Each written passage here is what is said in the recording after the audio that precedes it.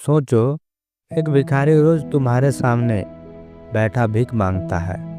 मैले कुचैले कपड़े, जंग लगा कटोरा, सिर झुकाए चुपचाप बैठा रहता है। तुम उसे देखकर नजरअंदाज कर देते हो, लेकिन तुम्हें अंदाजा भी नहीं कि वह हर दिन जो पैसे इकट्ठा करता है उससे कुछ ऐसा कर रहा है जो पूरी दुनिया में मिसाल बन जाएगा। एक दिन जब उसकी सच्चाई सामने आई तो पूरा शहर हिल गया।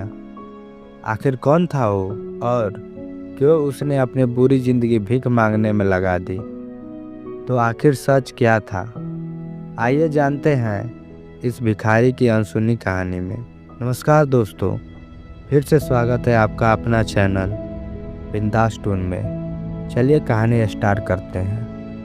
शहर के सबसे व्यस्त चौराहे पर एक पुराने मंदिर के बाहर फकीरा नाम का एक भिखारी हर सुबह अपनी जगह पर आकर बैठ जाता था। मैले कुचैले कपड़े, बड़ी हुई दाढ़ी, बिखरे बाल और हाथ में एक जंग लगा कटोरा। लोग उसे बस एक आम भिखारी समझकर नज़रअंदाज कर देते थे। कुछ सिक्के डाल देते, कुछ तंग कसते। अरे, जब काम करने की उम्र है तो भी क्यों मांगता है? लेकिन फकीरा चुप रहता। उसने कभी किसी से कुछ नहीं मांगा। वो बस सिर झुकाए बैठा रहता और जब उसका कटोरा सिक्कों से भर जाता तो उठता और शहर की तंग गलियों में कहीं गायब हो जाता।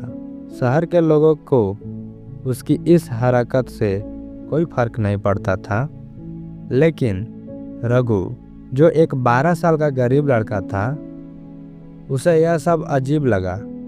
रघु खुद स्कूल नहीं जा पाता था, इसलिए कचरे में से काम की चीज़ें इकट्ठा करता और उसे बेचता। एक दिन जब फकीरा सिक्के लेकर उठा तो रघु ने चुपचाप उसका पीछा किया। फकीरा संकरी गलियों से होकर एक पुराने जर्जर मकान में पहुंचा। रघु ने खिड़की से झांक कर अंदर देखा और उसकी आंखें फटी की फटी रह गईं। अंदर करीब 60 से 70 बच्चे पढ़ाई कर रहे थे। उनके कपड़े फटे पुराने थे, लेकिन उनके चेहरे पर खुशी थी।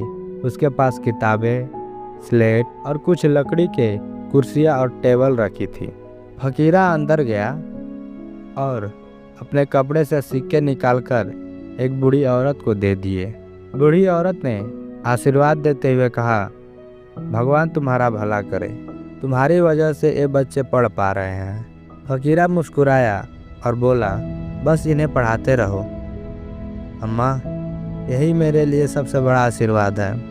रघु यह सब देखकर हैरान था। तो यह आदमी भिखारी नहीं, यह तो अनाथ बच्चों की जिंदगी संवार रहा है। अगले दिन रघु ने हिम्मत करके फकीरा से पूछा, तुम कौन हो और यह सब क्यों कर रहे हो? फकीरा पहले तो चुप रहा, फिर एक लंबी सांस लेकर बोला, मेरा असली नाम रणवीर सिंह है। कभी मैं इस शहर का सबसे बड़ा व्यापारी था। करोड़ों की संपत्ति, बड़ी हवेली, गाड़ियाँ, नौकर चाकर, सब कुछ थे। रघु हैरान था। तो फिर तुम भीख क्यों मांगते हो? रणवीर की आंखें नम हो गई। एक दिन मेरे लालच और घमंड ने मेरी दुनिया छीन ली। रणवीर ने बताया कि कुछ साल पहले उसने शहर के एक अनाथालय की जमीन जबरदस्ती हड़प कर वहाँ एक फैक्ट्री बना दी थी। लेकिन उसी रात फैक्ट्री में आग लग गई और दर्जनों अनाथ बच्चे जलकर मर गए। रणवीर ने खूब पैसे कमाए, लेकिन उसकी आत्मा उसे चैन नहीं लेने देती थी। जब भी मैं आईने में अपना चेहरा देखता, मुझे उन बच्चों की चीखें सुनाई देती। मेरे लालच की वजह से मासूमों की जान गई। एक दिन मैंने सब कुछ छोड़ दिया, अपनी करोड़ों की दौलत को त्याग दिया और यह रास्ता चुना। अब मैं भीख मांगकर उन बच्चों की मदद करता हूँ जिनके पास कोई सहारा नहीं है। एक दिन शहर में बाढ़ आ गई, कई घर तबाह हो गए और फकीरा के स्कूल में पानी भर गया। रणवीर ने अपनी जान की परवाह किए बिना बच्चों को वहां से निकाला।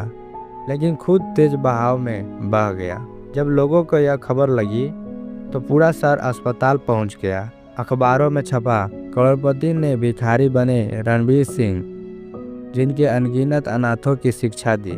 लोग हैरान थे। जिसे वह एक मामूली भिखारी समझते थे, वह असल में सबसे बड़ा दानवीर था। रणवीर की हालत गंभीर थी। जब डॉक्टर ने कहा कि वह शायद बच नहीं पाएगा तो उसने एक आखिरी इच्छा जताई, मेरे मरने के बाद मेरी पहचान मत मिटाना, इस स्कूल को और आगे बढ़ाना। कुछ घंटों बाद रणवीर ने अपनी आखिरी सांस ली। रणवीर की कहानी जानकर पूरा शहर रो पड़ा। जिस आदमी को लोग हीन से देखते थे, उसने सैकड़ों बच्चों को पढ़ाया, पाला और नया जीवन दिया। रघु ने कसम खाई कि वह इस स्कूल को बंद नहीं होने देगा। अब वह खुद भी पढ़ाई करता और बाकी बच्चों को भी पढ़ाने लगा।